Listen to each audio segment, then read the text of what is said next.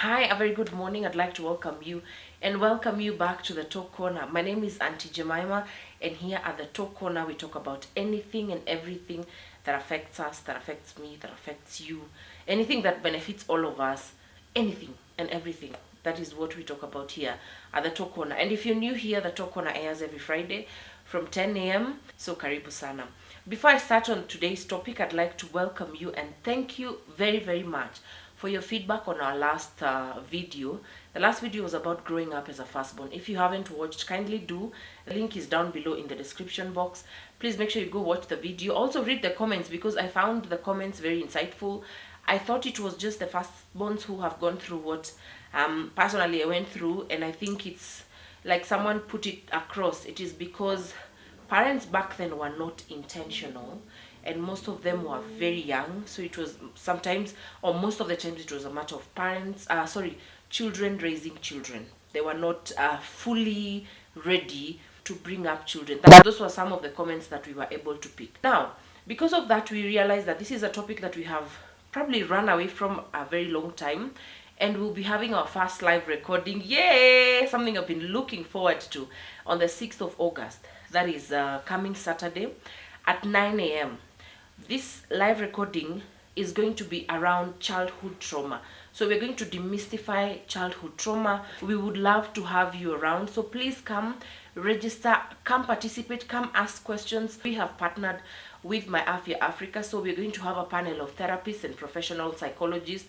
We're also going to have my very good friends Chiton Lovu and Sid Wamboy. Those are colleagues of mine from Radio Africa. And we're going to have more panelists who I will pick from the audience or from your participation, because what you guys shared was very impactful, and we thought we really need to address these things. And I thank God, because the era we are in is an era of self-discovery, rediscovery, and self-love, and correcting mistakes that were done in the past so that we don't pass them on to the coming generation. So mark your calendars, August 6th from 9 a.m. The venue is Nairobi Institute of Music and Performing Arts. There is a very nice auditorium.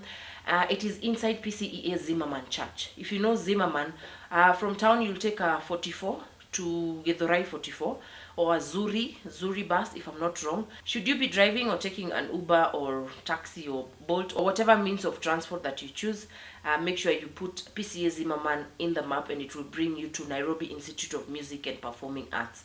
The audience or the seat capacity is limited, so it is first come first serve, and the entry fee is 1,000 Kenya shillings only. The seating capacity is about 120 only. So please, if you see this message and you know someone who really needs to be there, or you know you want to be there, please make sure you pay ASAP. These are the details of the payment. Once you pay, send a message to the number provided. Let them know that you're coming in for the live recording at Nairobi Institute of Music and Performing Arts. And remember, the topic is childhood trauma. Karibu sana to the Talk Corner. Today's topic is exposure. Now, exposure means, or exposure according to me is, I wanted to say exposing yourself. Exposure means that you have introduced your mind, you have introduced, or you're introducing yourself, or you've made it a habit to introduce your mind and yourself to new environments, to new people, and to new ideas. And what exposure does is, number one, it rejuvenates your soul. Exposure teaches you new ideas. Exposure makes you appreciate other people. So the first way of getting or gaining exposure is through books. You need to read books to improve your knowledge. You might have some knowledge, but you can improve that by reading. I don't know if you have ever interacted with someone who has an idea of what something is, or an idea of what or how something is done, and they've been stuck with that idea for a very long time. And then you come in with ideas that you've gathered or you've gained from your exposure or from your experiences, and trying to explain that to them feels like you're making them feel as if they are fools, or as if they do not know what they are saying. When you read books, you're able to gain or to broaden your knowledge, and like, oh, okay, so I thought this was the only way of doing things. I thought this was the only way of improving myself. There was a book I was reading here. It's called The Looting Machine. The things I did not know. The things I learned about Congo as a country, Ethiopia, Kenya, So what it did, it informed me, and I'm happy I read that. I'd be happy to read more about that. Let me confess, my most embarrassing moment was when I was supposed to meet up with someone, and then they told me, let's rain check. And akia mungu, I know I'll sound sasa wewe ni wa wapi, and I actually thought it was raining. Ma guy, I swear, can cheat, can die. I actually thought it was raining, and you do not want to know what my response to that was. And by the way, I laughed. I keep laughing at myself to this day when I remember that day. But with time, I have been able to also learn new vocabs through reading. There's a book I read called I'm Judging You. I can't remember the name of the writer, and I do not want to butcher her name, but that book is nice. That book has nice sayings, vocabularies, and some too nice words which you can twist into your, conversations with friends, conversations, or when you're even typing your Facebook status and all that. Sometimes it's good to look learned and to feel, and and again, if you're in this field, if you're in the media field like I am, and influencing, you will sit in board meetings sometimes, most of the times. You will go pitch your proposals to different people, and they'll use these words. So when you do not have the knowledge, you might actually appear like, sasa huyu tunatuampe kazi na ni kama hajui Kenya anafanya. So read books, they will expose your mind, you will be informed, you will broaden your knowledge, and it will help you learn new vocabularies. So that's the first way of exposing yourself. And I am glad let me show you. These are my current reads. This is My Sister the Serial Killer. This was given by my friend Marianne. And this is Through the Leopard's Gaze. This is by Jambi McGrath. This is a Kenyan living in the where? She's now in London, and it's a very nice book, by the way, about how she grew up here in Kenya. This book was really talked about online on social media. It's called The Sex Lives of African Women. My God, what I loved about the book is that it was eye-opening on the different ways African women identify sexually. It was so informing to read about how different women enjoy sex, and how. Anyway, if you're a fan of reading, please do read this. The other very interesting book I read was this one. It's called Maybe You Should Talk to Someone. Maybe You Should Talk to Someone is a book that takes you through the life of a therapist, the different people she meets with different needs and different stories and problems. And man, I think we all need to. It makes you appreciate life. Sometimes, by the way, ushaisoma mashida za mtu unaona ni kama pia we hauna shida. It makes your load lighter. So those are my current reads. I love fiction, but along the way I've also found myself now going into other directions, like The Sex Lives of African Women, and Maybe You Should Talk to Someone. That's non-fictional work, but very informative. Alright, so books. The other one is watching informative videos. We live in an era where we have a lot of YouTube channels. We have travel channels, we have lifestyle channels, we have comedy channels like my own Auntie Jemima Creatives, and we have other channels that give information. When I say give information, is they have real life experiences. Yes, that's the word. The other day I watched a video on Engage KE, and I listened to a story of a woman who was talking about her struggles in school. She was a slow learner, and she actually described how painful it was and how hard it was to be placed in the same class with people who were quick learners, fast learners, and she'd always trail behind. She really wanted to, yani alikuwa anasoma kabisa, but she'd always be left behind.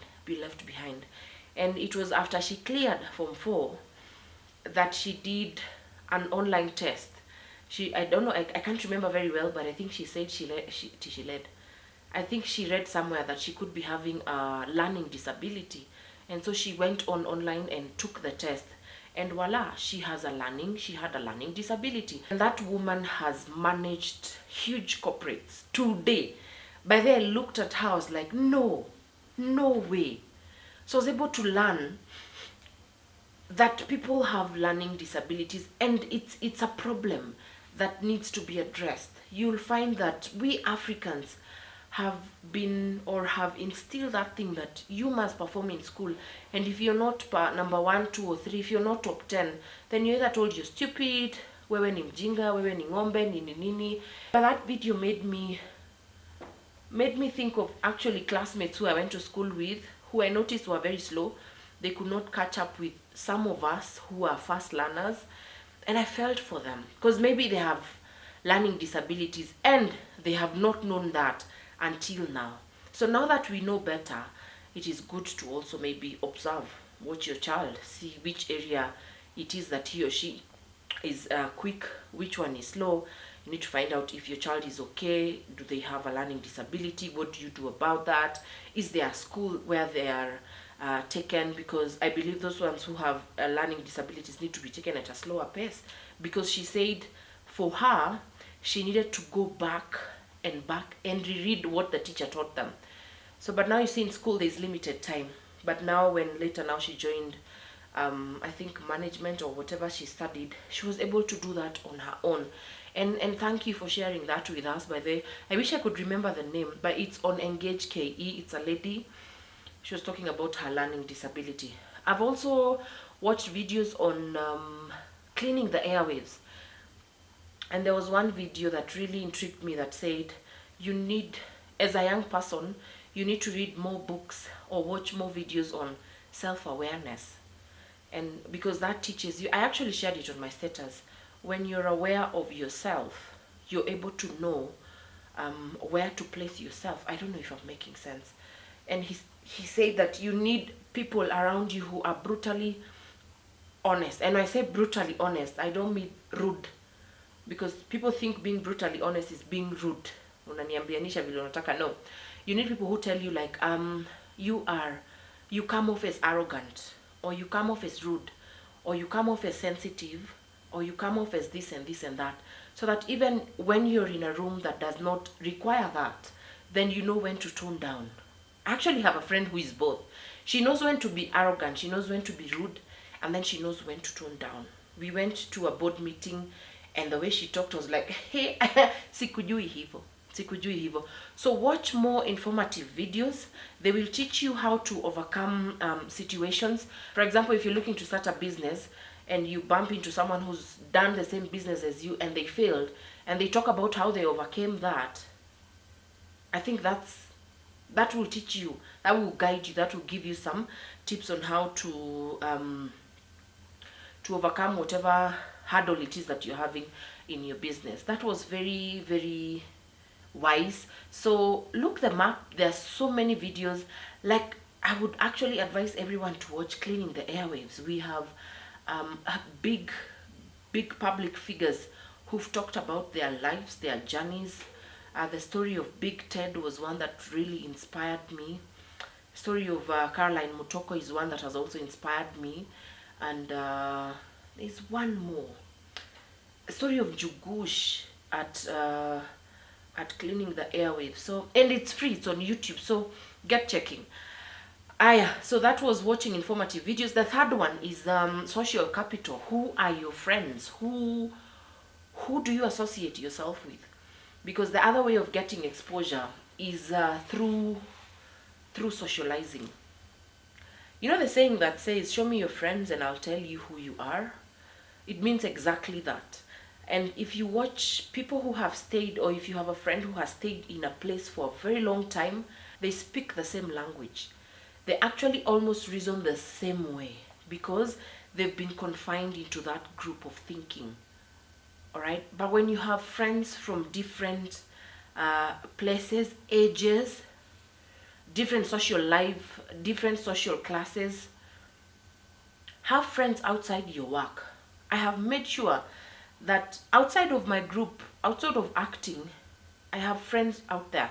I have other friends who experience life out there. Not just in the theater, not just in the media, not just in the video creation, not just in the content creation. I have friends in sales and marketing. I have friends who are auditors. I have bankers friends. I also have friends who are business people who've created nice Airbnbs and all that. And I thank God because in my line of duty, I have made sure that most of the clients I work with, I maintain them as friends. And it is something that has taught me to have relationships. Whenever you're working with someone, ensure you create a relationship, whether it's a client relationship, or go above that. Make sure you have a relationship. When you have an event, these are people you can call. These are people you can tell, hey, I need this and this. I'd like you to come on board as a sponsor. I need help with this and that. I need to do that. So create relationships. Everyone you meet. There's a cliche saying that says, everyone you meet plays a role in your life. And it is very true. It is very, very important.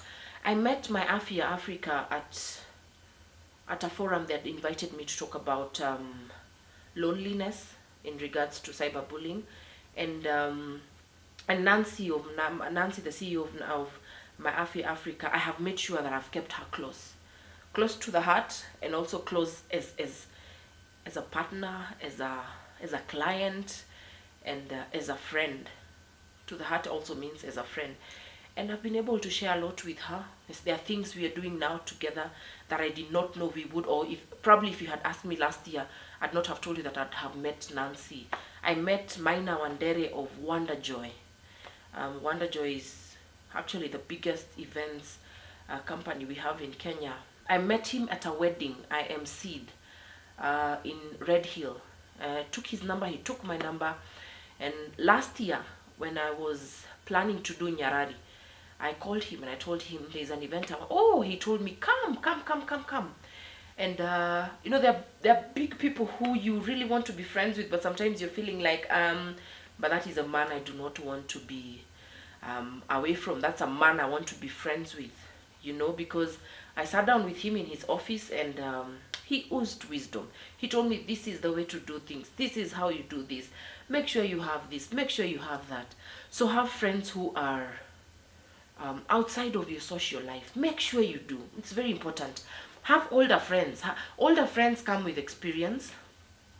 They come with experience with life. Even if times have changed, now we're in a different era, but they always have something to share.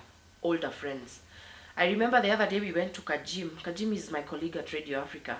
And his grandmother had, before that, his grandmother used to complain that he's hanging out with older friends. And Jimmy told her that, yes, I am hanging out with older friends because I know what it is that I'm looking for. And true to his words, I think Jim is one of those people who is actually benefiting from the circle of friends that he has. Have friends, if you're married, have friends who are not married. Have friends who don't want to be married. If you're not married, if you're single, have friends who are married. Have friends who have families. Listen to their stories. You learn. You know the do's and don'ts. I know it's not, I wanted to translate a Kikuyu saying that says, what having such friends does is that when they share their experiences, when they tell you, oh, marriage is like this, or marriage is wonderful, then you have things to look up to, and you have things to avoid. You're like, I do not want to go down that line. That line that you've gone down, I do not want to go down that line. Because again, let's face it, we do not want to make the same mistakes our friends have made. Sometimes it's good to learn from the mistakes of other people, because you might not live long enough to make the same mistake yourself. All right?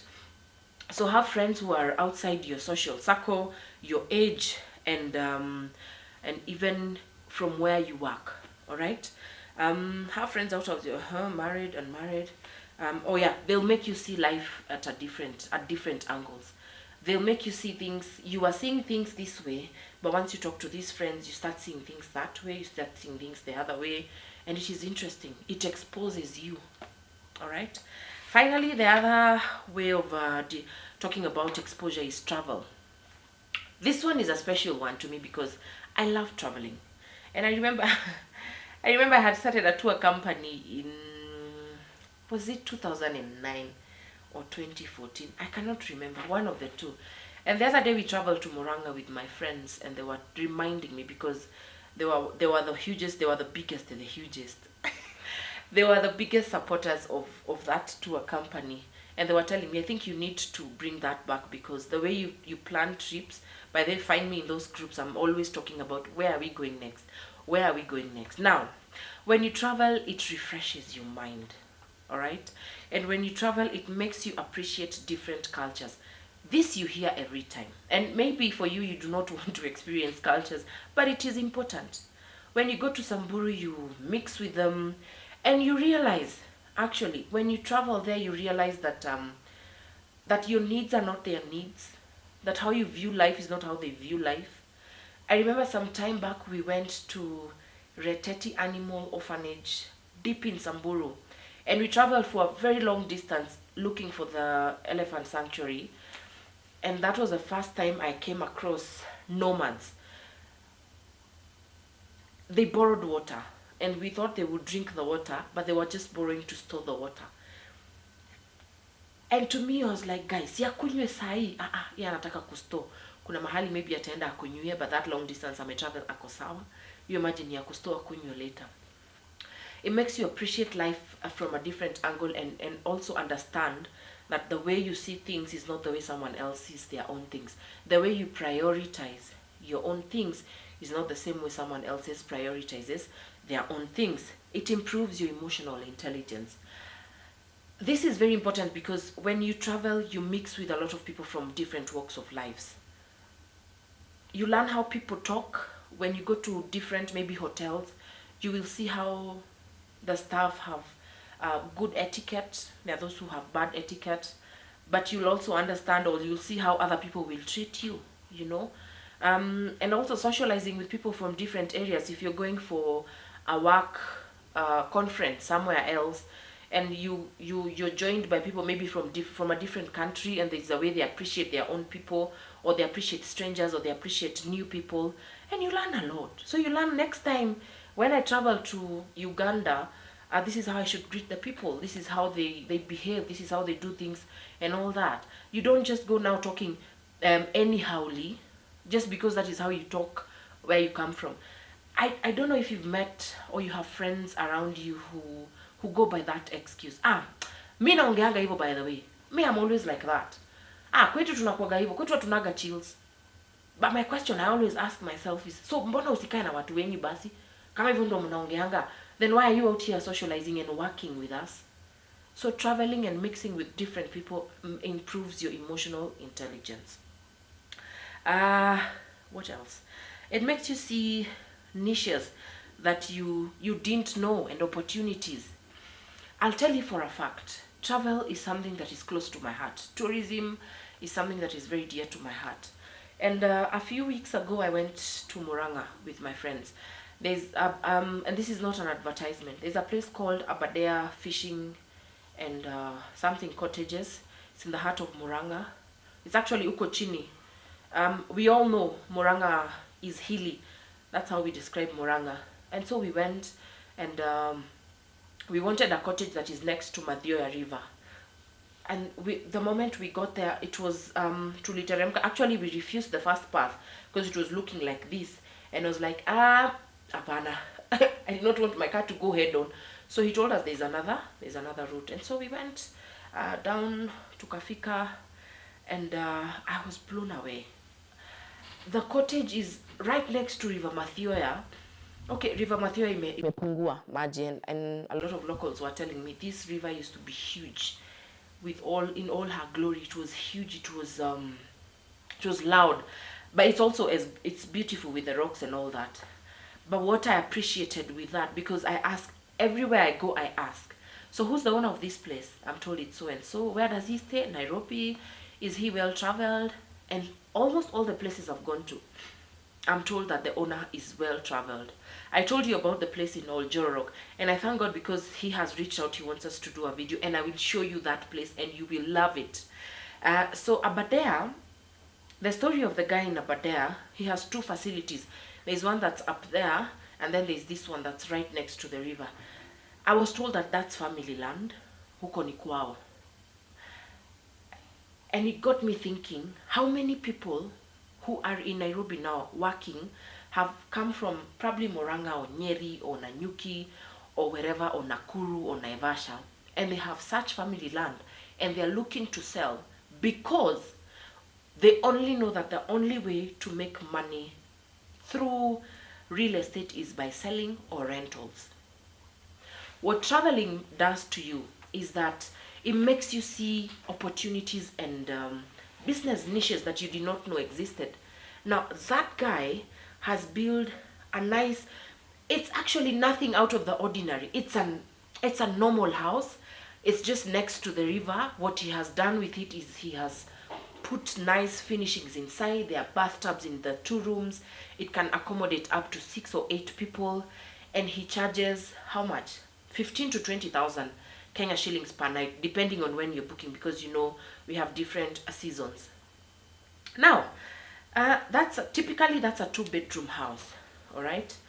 The same 2-bedroom, maybe someone in Muranga would rent it out for, say, 20K. I do not have the correct info on the rates in Muranga right now for rentals, but I'm just thinking a nice 2-bedroom in Muranga goes for 20K. For instance, I'm saying.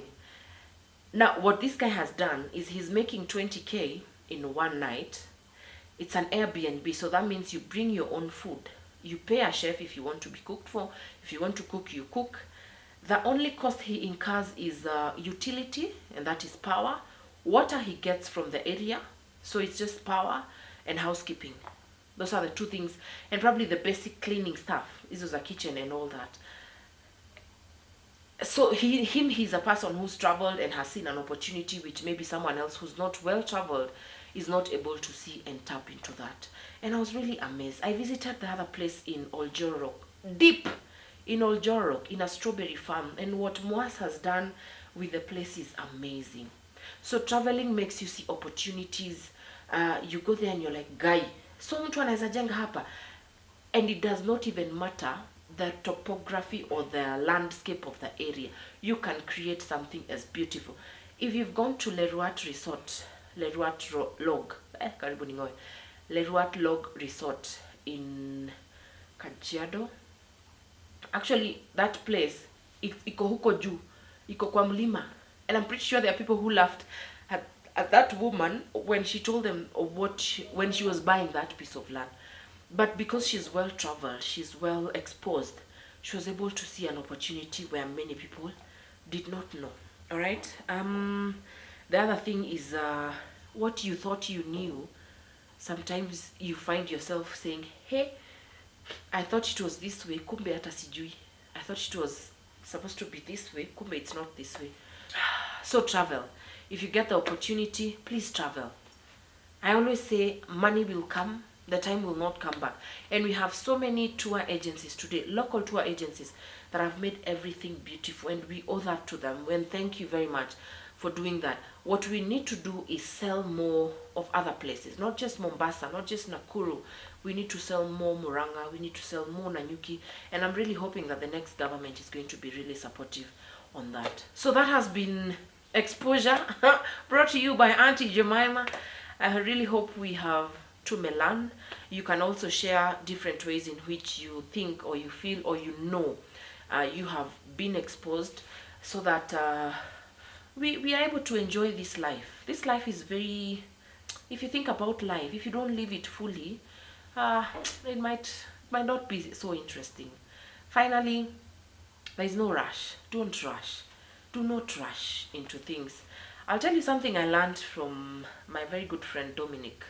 Dominic is a psychologist, and he said the part of the brain that is responsible for sound and clear judgment in human beings develops when you're 25 or 26. It's called the Prefrontal Cortex, also known as the personality center. It's this one, hapa mbele. And I asked him, sorry, what? Yes, 25 or 26 years of age. And it is also, I've learned later that it's also the part of the brain that distinguishes humans from animals. Because while ours develops further at 25, the ones in animals does not develop. So the animals live in the present, but human beings now, we are able to remember the past, foresee the future and all that. So what really that told me is we need to encourage our young ones, those who are coming up, our children that there's no rush. Do not rush your life. Do not worry about decisions. I remember Caroline Motoko saying that in your 20s you're supposed to be making mistakes. That is when you should be testing things. This is when you should be looking out for business ideas or areas where you're talented in. Until maybe you're 25, 27 huko, ingine time isikukimbize sana. It's good to also invest in those areas, in those years. But what I'm trying to say is there is no rush. From 25, 26, that's when you start making sound, better decisions. Not that you do not make them in your early 20s. There are people who do that. We are all different. But he said that it is scientifically and psychologically proven that the personality center, this part, it only develops when you're 25 and 26. So use that time to also travel. Use that time to read books, broaden that knowledge, expose yourself as a person, make friends from all walks of life, and also remember to create relationships. Relationships are very important. Your social capital is very important. My name is Auntie Joema. That has been the Talk Corner. Remember, on the 6th of August, we are meeting at Nairobi Institute of Music and Performing Arts inside PCEA Zimmerman Church. First 120 people secured because the auditorium only houses 120 people. We're going to be having a nice panel of professionals, people who've shared in, or people who want to share about their childhood trauma. So come, let's demystify childhood trauma. Come, let us learn how we are not, or how to stop, or how to heal from childhood trauma so that we don't pass it into the future generation. Sawa. 6th of August from 9 p.m. at Nairobi Institute of Music and Performing Arts. That is inside PCEA Zimmerman Church. Entry is 1,000 Bob Kenya shillings only. Here's a till number to book your slot. Come with your mom, come with your dad. If you're a mother, I'm inviting you. If you're a person, if you're a young person who's struggling with childhood trauma, or who is trying to understand yourself, by the maybe uko hapo hujawahi jielewa, unaambiwanga unakuanga hivi. It could be things you did, things you learned, things were instilled in you as a child. Sawa. And this is also a perfect chance for you who's never met a therapist. My Afya Africa will be there. Come, have a one-on-one discussion with them. You could also take their contacts and book a session. My God, I cannot wait to learn and to hear your stories and other people's stories. So in the meantime, please share with me your questions. If you have any question on childhood trauma which you'd like us to tackle on the day, please share with me on email, auntie@auntiejemima.co.ke. So I'll put the email address here. And this is strictly on childhood trauma. We're going to be tackling more topics as time goes by. But for starters, share with me any questions or any concerns or any things you've noticed about yourself and you do not know whether it lies into the childhood trauma or not. Share that with me and we will have the discussion at Nairobi Institute of Music and Performing Arts. I am out. My name is Auntie Jemima. Have yourself a beautiful, lovely week and let's remember to love one another. We will need each other after this election.